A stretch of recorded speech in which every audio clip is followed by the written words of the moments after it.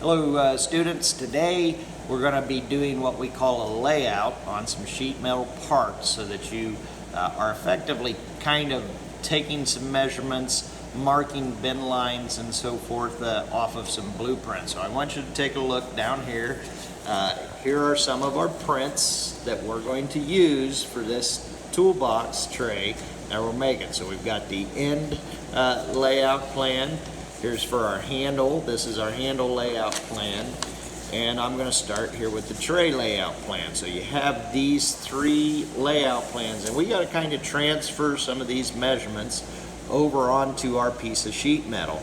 And we got to read the information off of the print as we go. So as I'm looking at this, you'll notice here are my extension lines, and I got my dimensions. So my outside dimension here is 15.5 inches on my, what I refer to as my length. My width here I have is 9 inches going this way. Now, if you'll notice, there are some other dimensions in here too that we're gonna have to pay attention to. So I've got a line that comes off 2 inches from this edge, another line that will come off a 1/2 inch from this edge. Another, that 2-inch line, then we also come 5 inches from there and 1.5 inches from there. So you'll see how all these dimensions are taken off of this edge on this. And of course, as we go the other way, they're taken off of this edge. So that means we've got a datum point over here. But right now, I'm just gonna concentrate predominantly on these horizontal lines as I transfer this pattern and these measurements over onto my piece of sheet metal here. So let's go ahead and we'll take a look here. So I got my sheet metal. Now again, the first dimension on my layout is this 1/2 inch dimension. So I'm gonna come right here, we'll lay our scale down, and I'm going to mark at a 1/2 inch. And I can go ahead at this point and also mark at my 2 inch. There's my 2 inch. I'm using a scratch awl, what's called a scratch awl, to make these marks on this. So from 2 inches, I go ahead and I'll make my 5-inch mark. Now 2 plus 5 is 7, so I'm going to make that here at 7. So I make my mark there, and then another 1.5 inches from that point, which puts me here at 8.5. So we got those different points on here, making sure that I am getting the right one as I look at this. So now, I've just made those marks.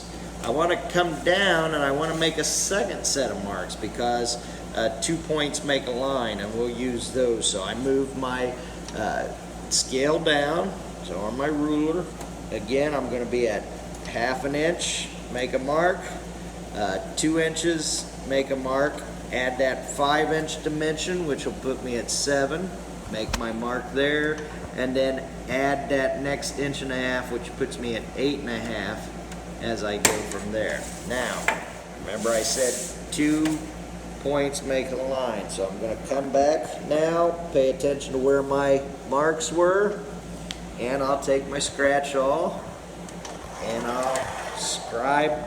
This is what we call scribing the line. So now I notice I have that line. We'll kind of shift this down, line it up, finish that off. So I got my line scribed.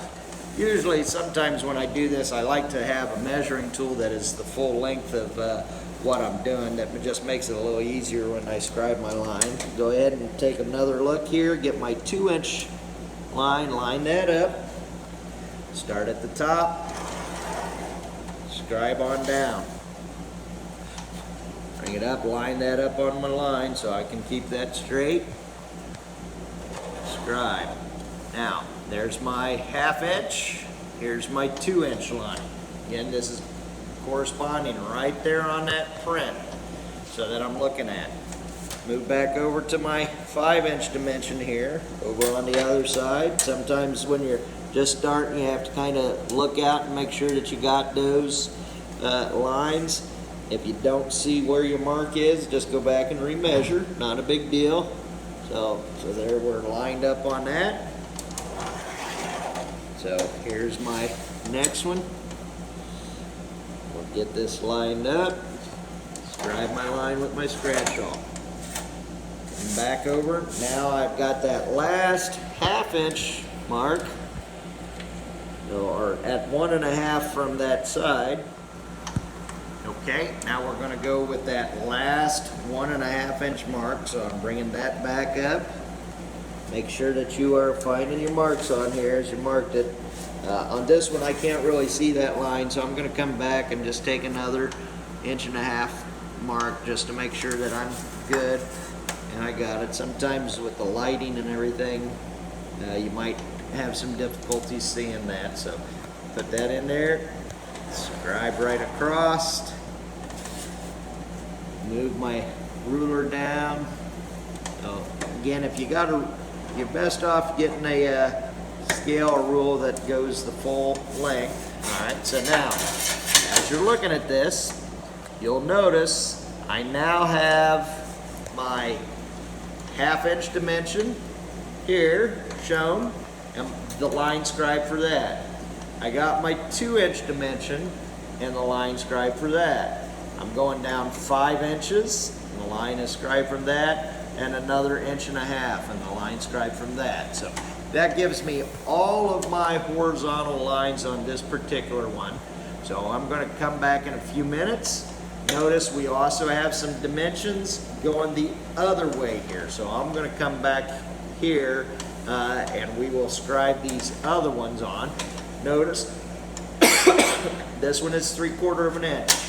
So we're going to put our rule up here. That's 3/4. Make it down here. Make my tick mark at 3/4. Turn your scale. Get lined up again. 2 points make a line. Scribe your line going across. Doing the same thing on this side. I'm going 3/4 from this end. Incidentally, with the way the measurements work out here at 15.5 inches of length, 3/4 off of both ends, 3/4 plus 3/4 is 1.5. So if I take 15.5 inches and subtract 1.5 from it, that leaves me with the 14 inches that I'm going to see in the middle. So, all right, so here I am now. Go ahead and scribe that. Sometimes if you move off of your line a little bit, just no problem, just kind of go back. Sometimes it slips. That's probably going to be the hardest thing, is just making sure you keep your rule flat and straight and don't have that move on it when you're trying to scribe the line. So go ahead and if you can kind of come in here now, if you look at the print, you'll see how we've started to get these lines scribed on here. So we're going to go in just a few minutes and I will show you how we will also kind of make some notations there with the different cutouts that we're going to cut too as well. So thanks for watching. I'll be back in a few with the next video showing you these different cutouts and how we're going to lay those out on there so that you know where those need to go in as well. Thanks for watching.